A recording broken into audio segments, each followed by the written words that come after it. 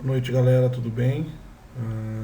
Como foi dito aí recentemente, as aulas estão temporariamente suspensas até dia 23. Portanto, vou passar para vocês uma apresentação com os conteúdos que nós veríamos em prática, né? Então, alguns termos, alguns conceitos daquilo que é mais importante para sabermos em relação aos fundamentos básicos do futsal e futebol. Vou fazer um comparativo na fala das duas modalidades e aí quando tivermos a oportunidade de praticarmos, a nossa prática será muito mais vivenciada em relação ao futsal, já que o futebol não temos nesse momento um espaço para fazermos. Continuando, galera, vamos. Então, para que nós possamos entender primeiro, né, o que são esses fundamentos, a gente precisa entender o que é técnica esportiva. Então, trouxe dois autores que definem elas de maneira o termo técnica de maneira diferente, né? Primeiro, Lis relaciona ela com uma atividade motora ou sequência de movimentos, né? Então, se nós analisarmos, e nós vamos aplicar isso ao longo da nossa aula de hoje, fazendo a relação do que é técnica com os movimentos, com os fundamentos da modalidade, né? O Lis ainda diz que a utilização então da técnica, né, serve para resolver os problemas dentro das situações de cada jogo, né? E o Daolio Veloso, vamos dizer, né, baseado em padrões de movimentos biomecânicos, que a técnica é a maneira de atingir o melhor resultado nas ações esportivas, né?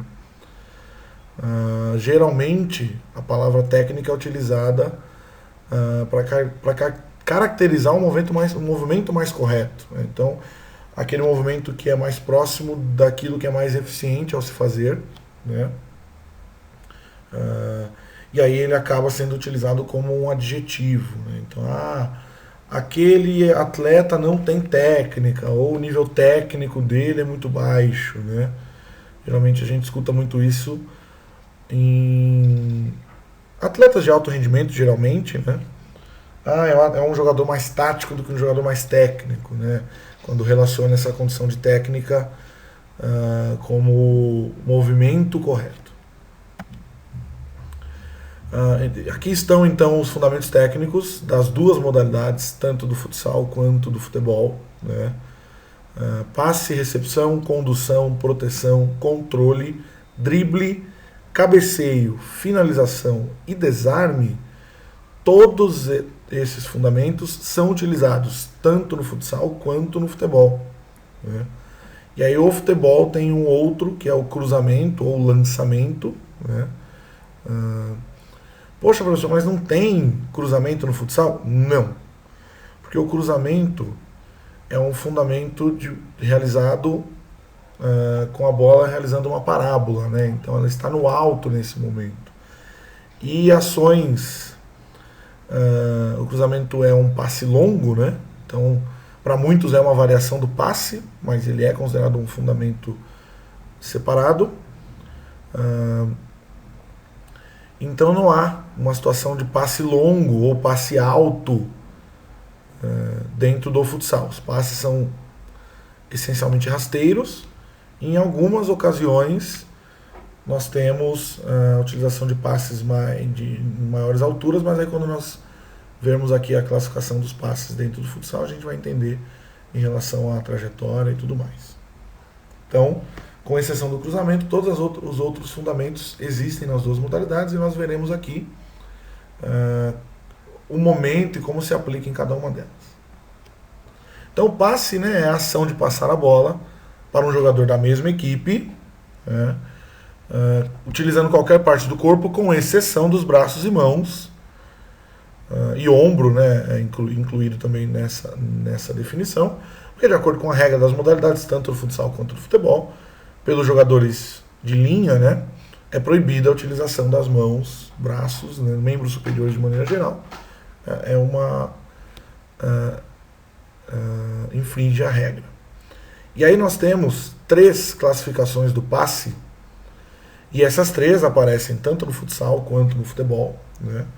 Então nós temos a primeira classificação em relação à distância entre os jogadores, pode ser curta, média ou de longa distância. Aí aqui, nessa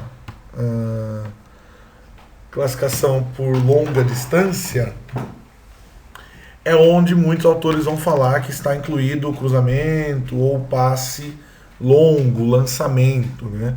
Geralmente já vinculado à segunda classificação que nós temos, que é pela altura que a bola é alcançada, né? A altura que alcança a bola, sendo baixo, médio ou alto, né? E aí o longa distância e o alto são os passes relacionados ao cruzamento ou ao lançamento, né? E como eu falei, no futsal, esse passe com longa distância e alto quase não acontece, até porque o espaço de jogo é menor em relação ao campo de futebol, né? Então não há necessidade de realizar passes longos e altos, né? Então essa classificação de longa distância e alto é muito mais utilizada no futebol, né? No futsal fica geralmente em distâncias curtas e médias e alturas alcançadas baixas e médias, né? E também temos a classificação pela força imposta na bola na ação de passe, sendo forte ou fraco. E aí, dependendo da distância dos jogadores e da altura utilizada para o passe, principalmente em relação à distância, você vai definir na ação se esse passe será forte ou fraco, principalmente levando em consideração que durante o jogo, durante a partida, você não tem sempre o espaço vazio entre você e o seu companheiro. Tem sempre um adversário posicionado, muitas vezes com o objetivo de fechar a linha de passe. Então, a escolha da força em relação à execução do passe, ela é determinante para que o passe seja preciso, né, e você consiga alcançar o seu companheiro.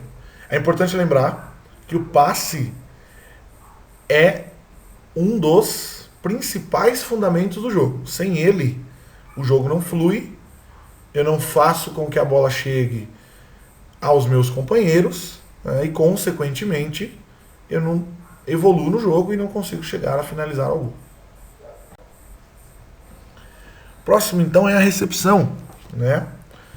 E aí nós temos dois autores aqui trazendo duas visões diferentes do que é a recepção, né? Então, Lucena diz que a recepção é caracterizada pela interrupção da trajetória da bola vinda de um passe, né? E Costa vai dizer que essa interrupção acontece pelo amortecimento da bola, visando uma sequência nas ações do jogo. As duas visões, as duas definições estão corretas, né? Então a gente tem que encarar que a recepção é quando um atleta interrompe a trajetória da bola através de um passe. Mas essa recepção pode acontecer de uma bola desviada, de uma bola perdida, ou de uma interceptação de um passe. Então muitas vezes a interceptação, e nós veremos mais para frente sobre interceptação, muitas vezes a interceptação ela acontece através da recepção. Muitas vezes o jogador que intercepta um passe, ele já intercepta recepcionando, então obtendo domínio na bola, né? E aí ele realiza depois as sequências nas ações do jogo, né? Baseado no que Costa falou. E aí a classificação da recepção é também de duas maneiras. Ela é classificada em relação à trajetória da bola, então podendo ser, né, um passe que vem numa trajetória rasteira, então uma recepção realizada com a sola da chuteira, geralmente de maneira rasteira, em meia altura, muitas vezes essa recepção é realizada com o dorso do pé ou o peito do pé, foi utilizado mais um termo popular, né? Trajetória parabólica e alta. Parabólica e alta são trajetórias mais presentes no futebol. Mesmo numa reposição de bola por parte do goleiro, né, o arremesso de meta, no futsal, muito difícil uma bola que venha alta, né, ou parabólica. E aí geralmente a recepção realizada em trajetórias parabólicas e altas, coxa, peito ou cabeça, né, vai depender dessa trajetória. Parabólica geralmente coxa, alta geralmente peito e cabeça, e aí a gente já relaciona isso com a classificação quanto à execução da recepção, né? Rasteira geralmente em meia altura com o pé, né, como eu disse, sola e dorso, e parabólica e alta, peito, cabeça e coxa, né, que são as classificações quanto à execução. Condução, né? Então Costa vai definir para nós que a condução de bola, né, caracterizada pelo transporte da bola pelos espaços da quadra, né? E aí vai uma característica interessante. No futsal, a condução geralmente ela é feita com a sola do pé ou da chuteira, né? Então o jogador ele literalmente pisa sobre a bola, né, e rola ela pisando e andando, caminhando, correndo dentro do espaço de jogo. No futebol de campo, a condução geralmente é feita, né, com a parte interna ou externa do pé, né? Então não pisa sobre a bola, até por conta da chuteira, do material utilizado, com cravos. Pisar na bola não tem tanta eficiência para fazer com que a bola role na grama, né?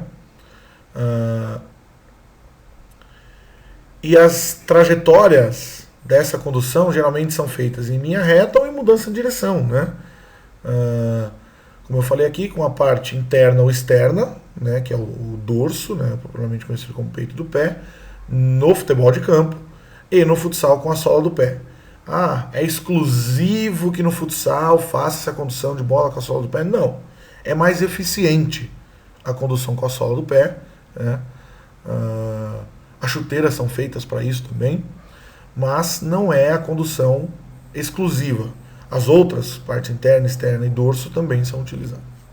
Assim como o futebol de campo. Mas no futebol de campo, como eu falei, a condução com a sola do pé é pouco utilizada por conta dos cravos da chuteira. Proteção, né? A ação de manter a posse de bola próxima ao corpo com o objetivo de protegê-la do adversário, né? Então, muito utilizada principalmente após a recepção de um passe, né? Os pivôs, jogador que joga geralmente na quadra de ataque das equipes de futsal, utilizam muito essa condição de proteção para manter a posse de bola e utilizar o corpo principalmente aí para que o adversário não faça não roube a bola, não faça o desarme, né? E aí tem 3 exemplos aqui de como treinar a proteção. Por quê? Porque a proteção é uma ação aí difícil de ser realizada, principalmente com as crianças, né? Por conta da dificuldade dessa ação de corpo, né? Controle. Na verdade, todos os fundamentos que nós falamos aqui, né, o passe, a recepção, a condução e a proteção, permitem que o jogador esteja com o controle da bola, mas esse controle de bola ele é difícil de ser adquirido, porque depende muito da realização dos fundamentos de maneira mais eficiente, né? Então não são todos os atletas, se a gente pensar principalmente em alto rendimento, que possuem controle sobre todos os fundamentos, né? Principalmente em relação à condução, o atleta necessita de um controle de bola muito alto, porque ele está se deslocando em posse de bola pelo espaço de jogo, né? Então, muitas vezes, a condução de bola é o fundamento no qual os alunos demonstram mais dificuldade em manter controle sobre ele.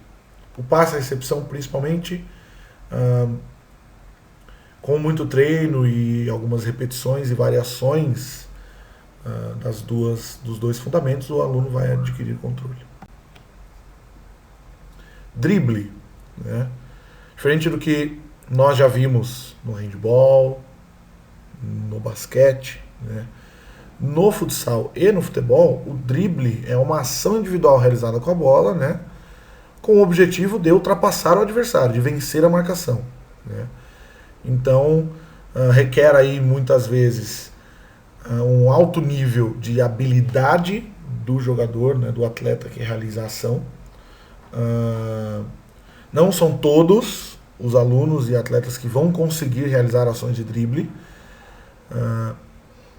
E nós temos muita diferença muito grande em relação ao drible no futsal e no futebol, né? No futsal, como a gente pode ver nessa imagem do meio, né, o Falcão com a camisa 12 aí do Brasil contra um atleta de branco, realizando um drible curto, né, por conta do espaço de jogo, né? Muitas vezes ele realiza um drible e já tem um adversário fazendo uma cobertura de marcação para impedir que ele progrida após o drible vencendo a marcação anterior, né? Então, no futsal, os dribles são geralmente curtos.